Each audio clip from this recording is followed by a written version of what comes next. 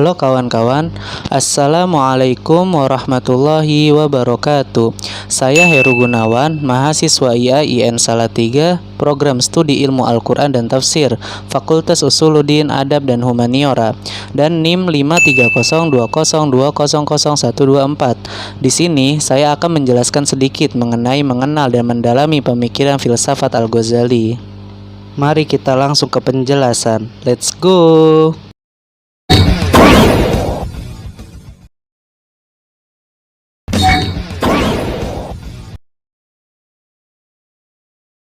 Kita di mana ini? Oh my god!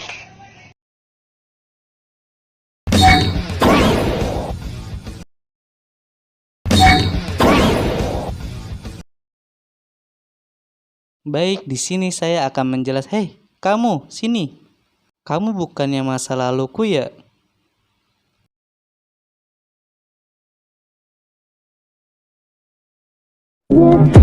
I'm such a happy person. You are wrong by saying my lover is louder than you. Shut your freaking mouth.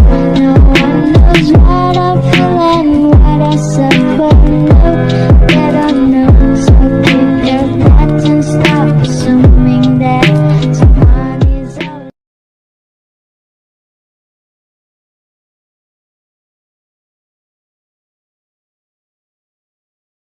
Maaf, bisa tinggalkan aku sebentar, nanti kita lanjut di kelas saja.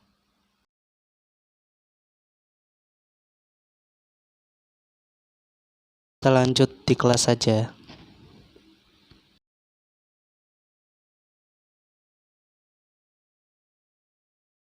Baik, saya akan menjelaskan sedikit mengenai tentang mengenal dan mendalami pemikiran filsafat Al-Ghazali.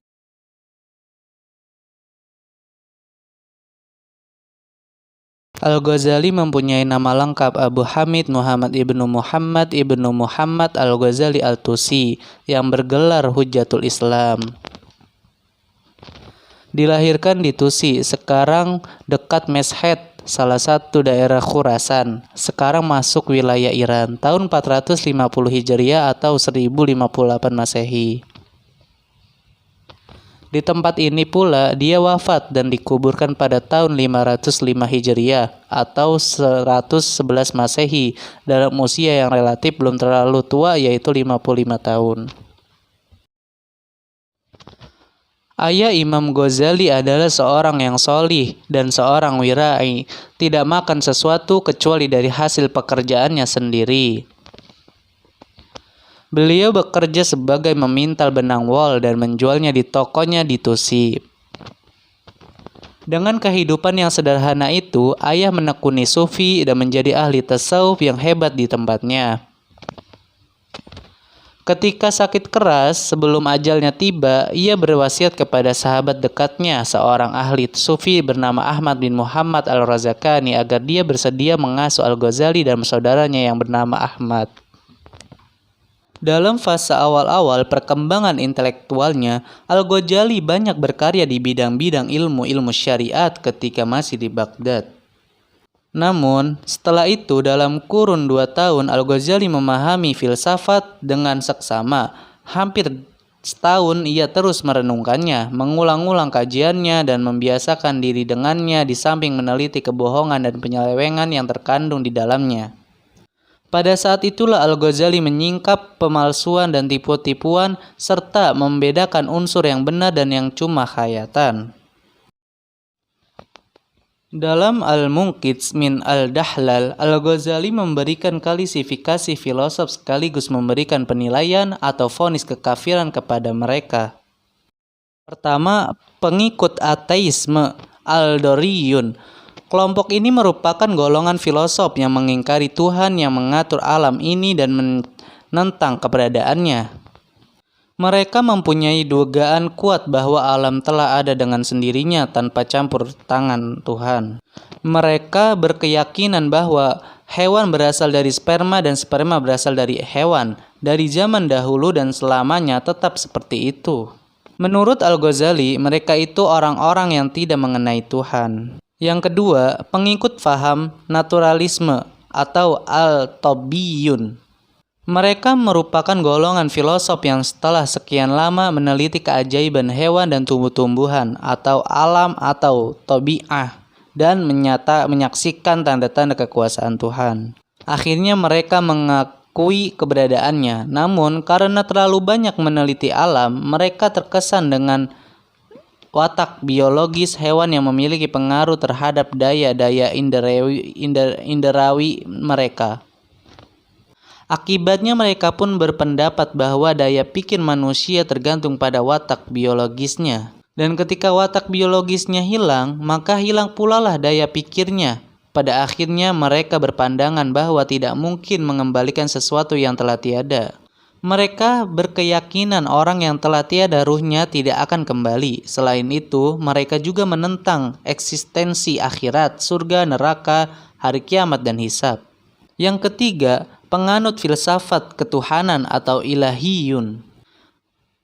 Mereka adalah golongan filosof yang percaya kepada Tuhan. Mereka para filosof Yunani seperti Socrates, Plato, dan Aristoteles, serta orang-orang yang mengekor pada pemikiran mereka. Kelompok ilahiyun ini pada garis besarnya membantah dua kelompok pertama, yaitu Doriyun dan Tabi'iyun.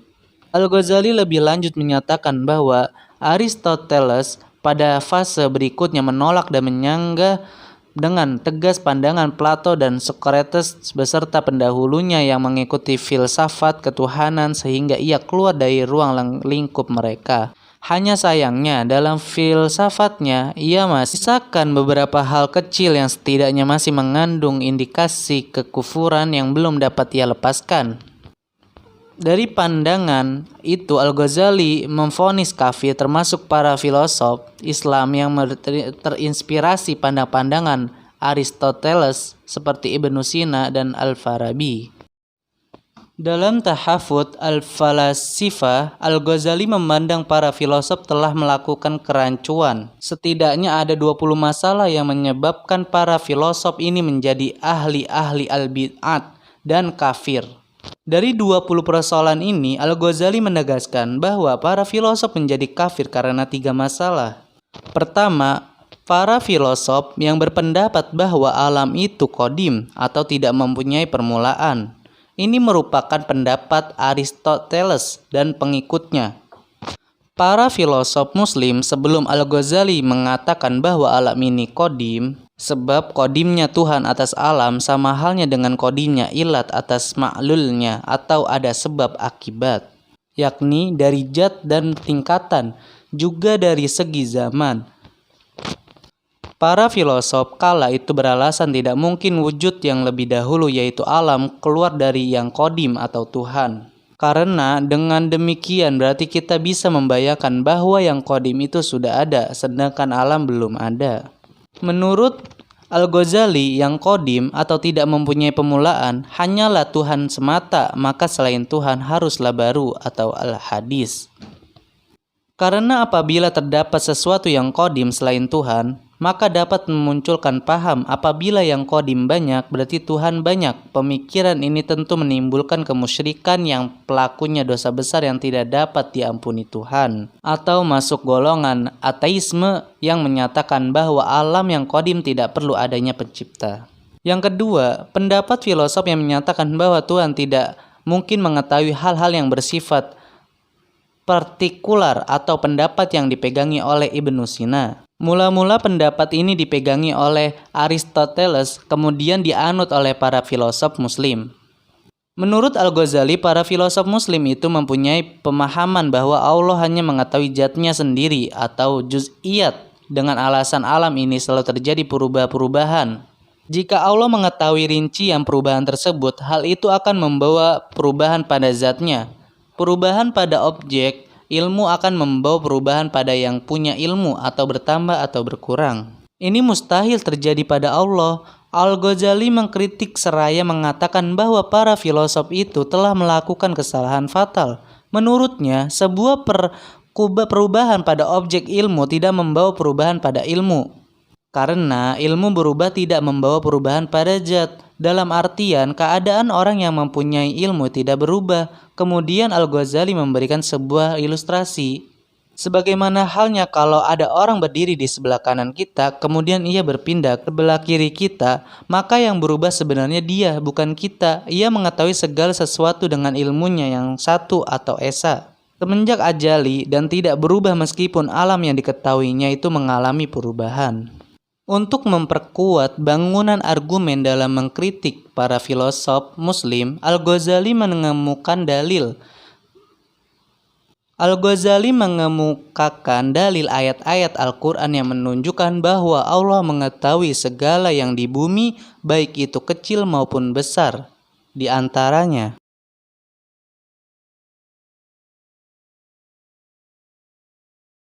A'udzu billahi minasy syaithanir rajim.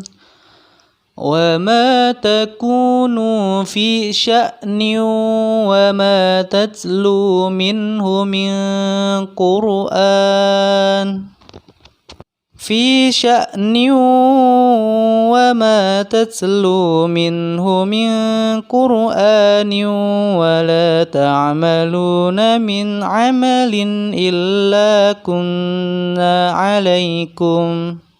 إِلَّا كُنَّا عَلَيْكُمْ شُهُودًا إِن تُفِيضُونَ فِيهِ وَمَا يَعْزُبُ عَنْ رَبِّكَ مِنْ مِثْقَالِ ذَرَّةٍ فِي الْأَرْضِ وَلَا فِي السَّمَاءِ وَلَا أَصْغَرَ مِنْ ذَلِكَ وَلَا فِي السَّمَاءِ وَلَا أَصْغَرَ مِنْ ذَلِكَ وَلَا أَكْبَرَ إِلَّا فِي كِتَابٍ مُبِينٍ. Ketiga, penolakan filosof terhadap kebangkitan jasmani dan mortalitas jiwa individu. Para filosof Muslim sebelum Al-Ghazali berpandangan bahwa yang akan dibangkitkan dari alam kubur menuju akhirat nanti adalah rohani semata. Sedangkan jasmani akan hancur lebur. Menurut mereka akan merasakan kebahagiaan atau siksaan adalah rohani semata. Al-Ghazali dalam mengkritik pendapat para filosof tersebut lebih banyak bersandar pada arti tekstual Al-Quran, yang menurutnya tidak ada alasan untuk menolak terjadinya kebahagiaan atau kesengsaraan atau siksaan fisik dan rohani secara bersamaan. Allah Maha Kuasa menciptakan segala sesuatu dan untuk itu tidaklah ada keraguan sedikit pun Allah akan mengembalikan rohani dan jasmani di akhirat nanti. Lebih lanjut, Al-Ghazali menegaskan bahwa kekalnya jiwa setelah mati tidak bertentangan dengan ajaran Islam. Bahkan terdapat beberapa hadis yang menyebutkan bahwa ruh-ruh manusia merasakan adanya kebaikan atau siksa kubur dan lain-lain. Semua itu sebagai indikasi adanya kekalan jiwa. Sementara itu, kebangkitan jasmani secara eksklipsi setelah ditegaskan syara itu kebangkitan jasmani secara eksklipsi telah ditegaskan syara atau agama dengan arti jiwa dikembalikan pada tubuh baik tubuh semula maupun tubuh yang lain atau tubuh yang baru dijadikannya. Mungkin ini saja penjelasan dari saya. Jika ada perkataan atau kalimat yang kurang jelas, saya sangat minta maaf. Mungkin sekian akhirul kalam. Wassalamualaikum warahmatullahi wabarakatuh.